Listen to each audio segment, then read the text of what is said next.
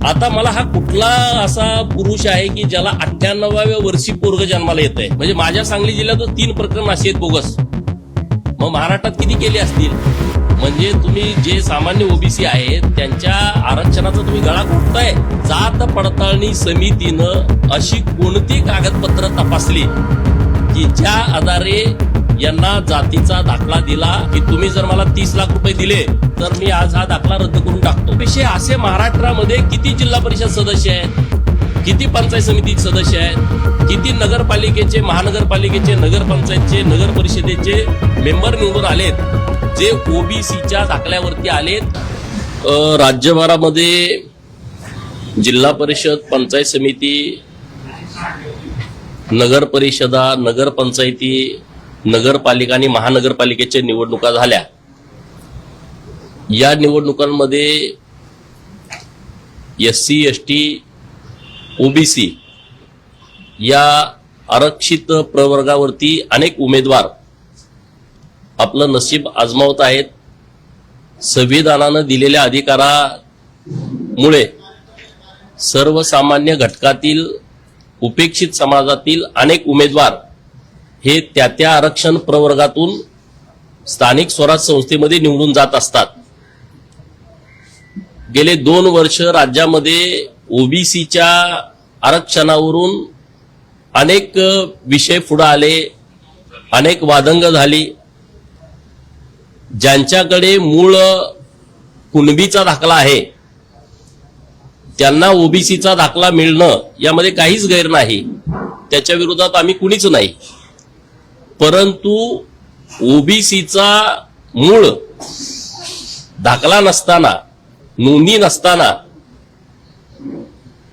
चुकीच्या पद्धतीनं बनावटगिरी करून जर कुणी ह्या निवडणुका लढवत असेल, निवडून येत असेल तर हे अत्यंत चुकीचं आहे. याच्या संदर्भातला एक विषय मी आपल्या माध्यमातून सरकारच्याही समोर आणणार आहे. सांगली जिल्हा परिषद मध्ये आटपाडी तालुक्यातून दिगंची जिल्हा परिषद गटातून पृथ्वीराज तानाजी पाटील नावाचा एक उमेदवार जो मराठा आहे, कुणबी दाखल्यावरती उभा होता आणि निवडून आलेला आहे. आता या विषयीचा माझा आक्षेप आहे. आता माझ्याकडे सगळी कागदपत्र आहेत. जी कागदपत्र जात पडताळणी समितीकडे दिलेली आहेत तीच कागदपत्र मी आपल्या समोर सादर करणार आहे. या प्रकरणामध्ये पृथ्वीराज तानाजी पाटील यांचे वडील तानाजी भगवान पाटील, तानाजीचे वडील भगवान बाळू पाटील आणि जे बाळू पाटील आहेत त्यांचा दाखला यांनी मैताचा पुरावा म्हणून जोडलेला आहे आणि त्या मैतामध्ये कुणबी अशी नोंद केलेली आहे मैताच्या दाखल्यामध्ये. तर मैताचा जो दाखला आहे त्यामध्ये काय म्हटलंय, 1877 बाळू पाटील यांचा वयाच्या 25व्या वर्षी मृत्यू झालेला आहे आणि तो तापानं झालेला आहे, त्यामध्ये त्यांनी नोंद केली. आता 1877 मृत्यू झाला, त्याच्यानंतर हा कुणाचा, जो उमेदवार आहे त्याच्या पंजोबाचा, त्याच्या आजोबाचा मृत्यू कितीला झाला, 1/5/2009 म्हणजे 1877 पंजोबा त्यांचा मृत्यू झाला आणि आजोबाचा मृत्यू कधी झाला, 2009 म्हणजे आजोबा जगला किती, 132 वर्ष. म्हणजे समजा 77 झाला असेल तर तो जर 75 झाला असेल तर 134 वर्ष तो जन्मला. आता त्याच्या बापाचा जन्म कितीचा आहे, तानाजी पाटलाचा. तानाजी पाटलाच्या जन्माचा दाखला इथं जोडलेला आहे. तो दाखला आहे 12/5/73 म्हणजे 12/5/73 ह्याचा जन्म झाला तर तानाजीच्या बापाचं वय आहे तेव्हा 98 वर्ष. आता मला हा कुठला असा पुरुष आहे की ज्याला 98व्या वर्षी पोरग जन्माला येत आहे?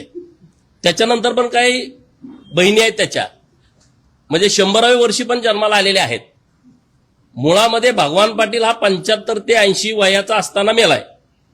असं असताना 100व्या वर्षी पोरगा जन्माला आला, त्याचा बाप 132 वर्ष जगला, अशी खोटी कागदपत्र सरकारकडे जात पडताळणी समितीकडे सादर केलेले आहेत आणि तो दाखला काढलेला आहे. आता हे सगळे पुरावे मी घेऊन तुमच्याकडे आलोय. मी याची PDF फाईल तुम्हाला देतो. माझं म्हणणं आहे की जात पडताळणी समितीनं अशी कोणती कागदपत्र तपासली की ज्या आधारे यांना जातीचा दाखला दिला, जात प्रमाणपत्र दिलं.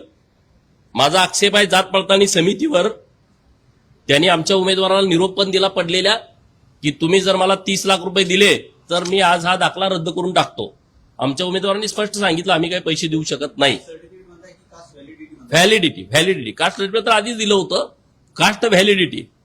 आता माझ्या प्रमुख मागण्या काय आहेत? तात्काळ सुमोटो पृथ्वीराज तानाजी पाटील याच्यावरती 420 प्रमाणे गुन्हा दाखल झाला पाहिजे. कारण 132 वर्ष वय त्याच्या आजोबाचं दाखवलंय, ते सत्य नाही आहे. ते 70 ते 75, मी आता जन्माला दाखला मागितला 75, मी सगळ्या लोकांना विचारलं 75 पेक्षा त्यांचं जास्त आयुमान नाही. नंबर 1. नंबर 2, तानाजी पाटलाचा म्हणजे पृथ्वीराजच्या बापाचा जन्म त्याच्या आजोबाच्या 98व्या वर्षी झालाय. आता महाराष्ट्रात आणि देशात असं कुठं पोरग जन्माला आलंय हे माझ्या तर वाचनात नाही, ऐकिवात नाही. तर याच्याबद्दलची सगळी पडताळणी व्यवस्थितपणे झाली पाहिजे. म्हणून हे जे सगळं दिसतंय नैसर्गिकरित्या अत्यंत चुकीचं, त्यामुळं पोलिसांनी आजच्या आज तात्काळ आटपाडी पोलीस स्टेशनमध्ये 420 प्रमाणे गुन्हा दाखल केला पाहिजे. जर त्यांनी आज सुमोटो गुन्हा नाही दाखल केला तर येत्या 1-2 दिवसामध्ये हजारो कार्यकर्ते पोलीस स्टेशनच्या दारात बसतील आणि त्यांनी हा 420चा गुन्हा दाखल करावा. नंबर 1. नंबर 2, जात पडताळणी समिती जी सांगलीची आहे त्यांच्यावरती फौजदारी गुन्हा दाखल केला पाहिजे, त्यांची पूर्णपणे चौकशी केली पाहिजे आणि दिलेलं सर्टिफिकेट रद्द केलं पाहिजे. आता हे म्हणतील की हायकोर्टात जाण्याची आवश्यकता आहे. धनगड आणि धनगरांच्या बाबतीमध्ये जे दाखले संभाजीनगरला काढले होते, ज्या जात पडताळणी समितीने त्यांना व्हॅलिडिटी दिली होती, सरकारनं आदेश केल्याच्या नंतर त्याच जात पडताळणी समितीनं हे सगळे दाखले रद्द केलेले आहेत. तशा पद्धतीनं हा दाखला रद्द करावा आणि त्याच्यावरती फौजदारी गुन्हे दाखल करून जिल्हा परिषदचं सदस्यपद रद्द करण्यात यावं, ही माझी मागणी आपल्या माध्यमातून सरकारकडे आहे. दुसरा विषय, असे महाराष्ट्रामध्ये किती जिल्हा परिषद सदस्य आहेत, किती पंचायत समिती सदस्य आहेत, किती नगरपालिकेचे, महानगरपालिकेचे, नगरपंचायतचे, नगर परिषदेचे मेंबर निवडून आलेत जे ओबीसीच्या दाखल्यावरती आलेत कुणबी म्हणून. त्या सर्वांची चौकशी झाली पाहिजे की त्यामध्ये अशी किती लोकांनी बनावटगिरी केलेली आहे, ही माझी प्रमुख मागणी सरकारकडे आहे. आणि जिथं जिथं कुणबी दाखल्यावरती निवडून उमेदवार आलेत त्यांचे जे विरोधक पडलेले आहेत त्यांनाही माझं आव्हान आहे, तुम्ही याची सगळी शहनिशा करा. कारण बऱ्यापैकी 99% हे दाखले बोगस आहेत, 99%. आणि अतिशय गंभीर बाब आहे ना, तुम्ही अशा पद्धतीचे जर दाखले काढत असाल, तशा पद्धतीचे दाखले दिले जात असतील, या सगळ्या प्रक्रियेमध्ये जे जबाबदार आहेत त्या सर्वांना कारवाई केली पाहिजे, निलंबित केलं पाहिजे आणि त्यांच्यावरती FIR दाखल केलं पाहिजे, ही आमची मागणी आहे. सर, आता हे सध्याचे पाटील आहेत पक्षाशी संबंधित आहेत का? हा पहिला प्रश्न. दुसरा प्रश्न, त्याच्यामध्ये काही राजकीय वर्ग देखील होतात. नाही, हे बघा, हे कुठल्या पक्षाशी याच्याशी देणं घेणंच नाही. परंतु हा जो प्रकार केलाय हा अत्यंत घाणेरडा प्रकार केलाय. हे जे प्रकरण आहे, हे प्रकरण अशी अनेक प्रकरणं महाराष्ट्रात आहेत. म्हणजे माझ्या सांगली जिल्ह्यातच 3 प्रकरण अशी आहेत बोगस. मग महाराष्ट्रात किती केले असतील? म्हणजे तुम्ही जे सामान्य ओबीसी आहेत त्यांच्या आरक्षणाचा तुम्ही गळा घोटताय, हे कृतीतून सिद्ध झालंय, हे सगळं पुराव्यानिशी सिद्ध झालंय. आणि हे कागदपत्र काय आम्ही आणलेले नाहीत, ही कागदपत्र माहितीच्या अधिकाराखाली म्हणजे नक्कल मागितली होती, ही नक्कल दिलेली आहे जात पडताळणी समितीनं. आमची कुठलीही कागदपत्र ही नाहीत, ही जात पडताळणी समितीकडे दिलेली ही सर्व कागदपत्र आहेत. त्या कागदपत्राचा हा बंच आहे. ते आहेत शिवसेना गटाचे, पण ते आता महायुतीच्या सोबत नाहीत. ते जिल्हा परिषदेच्या निवडणुकीमध्ये आमच्या सोबत नव्हते, तो विषयच नाही. ते जरी कुठल्या पक्षाचे असते तरी असं जर चुकीचं केलं तर त्याच्यावरती गुन्हा दाखल करणं हीच आमची मागणी असती.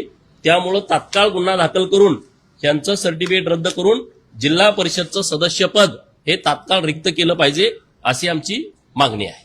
जात पडताळणी समितीकडे जेव्हा आपण अप्लाय करतो तेव्हा मोठ्या प्रमाणात याची पडताळणी होते, क्रिटिकल पद्धतीने याची पाहणी होते आणि नंतरच सदर समिती महाराष्ट्रातल्या जात पडताळणी समित्या म्हणजे भ्रष्टाचाराचा अड्डा झालाय.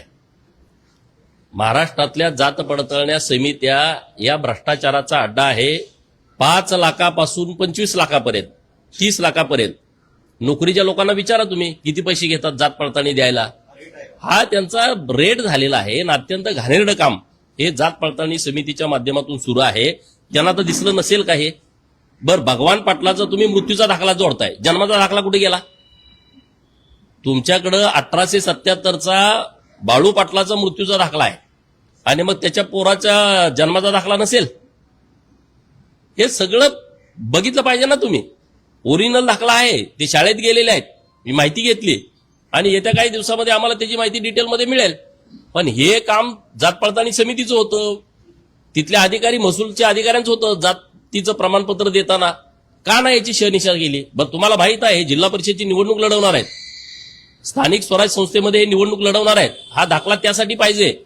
असं असताना हे कोण कोण आहे याची सगळी चौकशी झाली पाहिजे. सर, याला जोडून एक वेगळा प्रश्न विचारतो, कारण काल सोमवारी 769 GR इथे निघालेले आहे. ते आधी शनिवार रविवारी सुट्टीच्या दिवशी देखील 200+ GR निघालेले होते.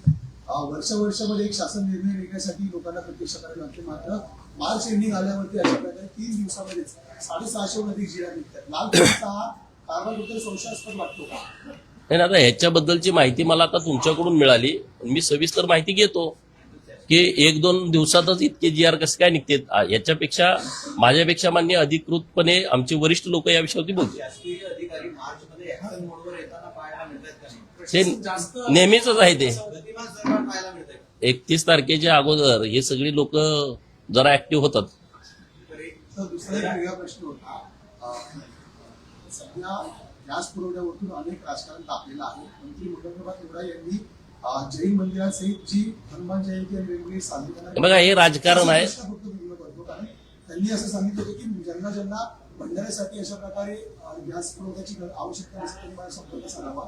त्याला कुठेतरी ठाकरे आणि मनसेने विरोध केला होता. मात्र सुप्रिया सुळेने देखील आज ट्विट केले, एप्रिल-मे महिन्यामध्ये मोठ्या प्रमाणात धार्मिक कार्यक्रम होतात, त्यामुळे शासनाने गॅस पुरवठा करावा, अशा प्रकारे मदत करा. माननीय मंगल प्रभात लोढा साहेबांनी जैन समाजाचे कार्यक्रम असतील किंवा हनुमान जयंती असेल किंवा अन्य रामनवमीचे कार्यक्रम असतील, सर्व ठिकाणी जिथं धार्मिक कार्यक्रम होतात तिथं मोठ्या प्रमाणामध्ये गॅसची उपलब्ध करून देणं सरकारची जबाबदारी आहे. त्यात काही नवीन आहे अशातला भाग नाही.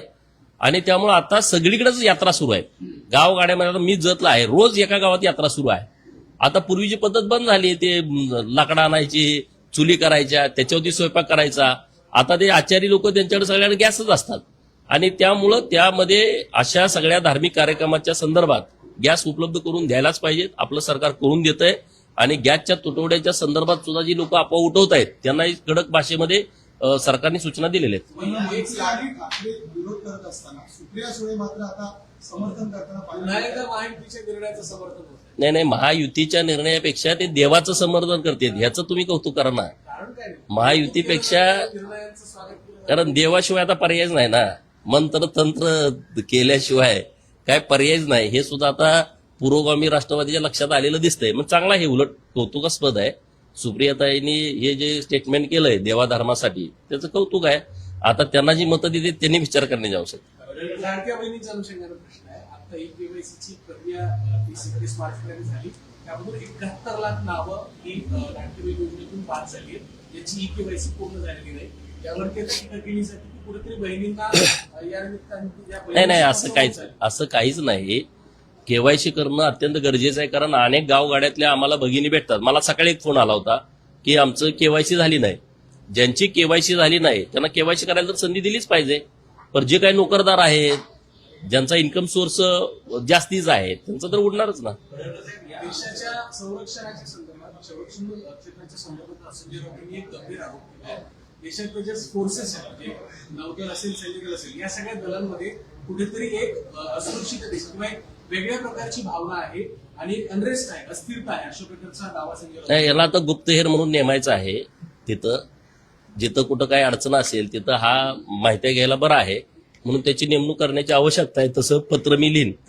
सर दिल्लीमध्ये सध्या इथल्या चेन्नईमधून ऑपरेशन टायगर राबवलं जात अशी चर्चा होती की ठाकरे गट आणि शरद पवार गटाचे काही खासदार त्यांच्या संपर्कात होते. मात्र आता अशी माहिती समोर येते की भाजप हायकमांडने शिंदेना कुठेतरी सूचना केलेली आहे की राष्ट्रवादीचे जे खासदार आहेत ते सुनेत्र पवार यांच्या अंतर्गत राष्ट्रवादीमध्येच घेऊन द्यावे, त्यांना शिवसेनेमध्ये घेऊन राष्ट्रवादीला विश्वास करून द्यावे.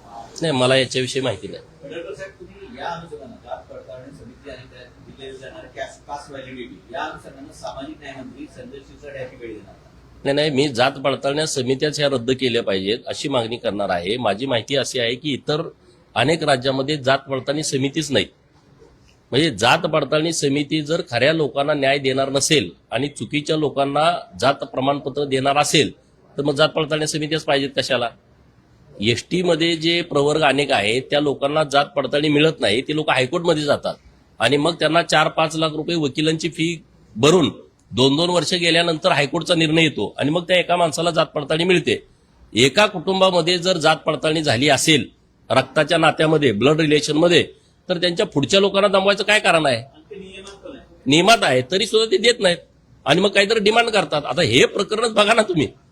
याच्यापेक्षा आणि कुठला पुरावा द्यायला पाहिजे की जात पडताळणी समिती चुकीच्या पद्धतीने काम करतायत. तर जात पडताळणी समित्या ज्या महाराष्ट्रात काम करतायत त्यांचा तो अड्डाच झालेला आहे पैसे कमवण्याचा, भ्रष्टाचार काढण्याचा. पावसाळी अधिवेशनात तुम्ही राज्याच्या मंत्रिमंडळामध्ये मोठे फेरबदल होतील अशी एक बातमी समोर आली. ते तुम्हाला माहित, मला काय माहित नाही. चला. अशाच नवनवीन अपडेट्ससाठी डिजिटल कोल्हापूर चॅनेलला सबस्क्राईब करायला विसरू नका.